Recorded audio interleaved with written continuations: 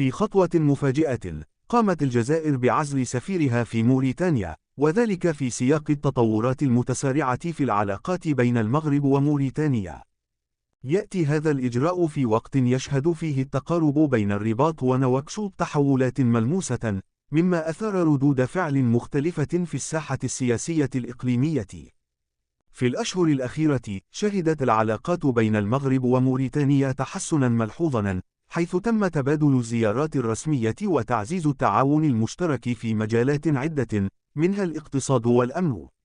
ويعتبر هذا التقارب بمثابة تحرك استراتيجي من قبل البلدين لمواجهة التحديات المشتركة وتعزيز الاستقرار في المنطقة. عزل السفير الجزائري يمكن أن يفهم كإشارة من الجزائر إلى عدم رضاها عن التقارب المغربي الموريتاني.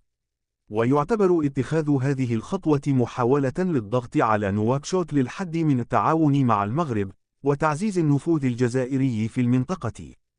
لكن تبقى أسئلة كثيرة مطروحة حول العواقب المحتملة لهذه القرارات على العلاقات بين الجزائر وموريتانيا، فضلاً عن التأثير الأكبر على الوضع الإقليمي.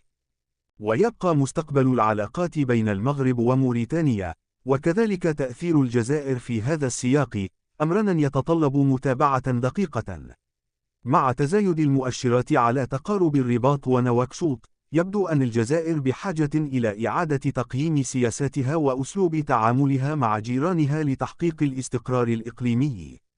هذا الوضع المعقد يفتح أبواب النقاش حول الاستراتيجيات السياسية والدبلوماسية التي ستحدد معالم المستقبل في المنطقة.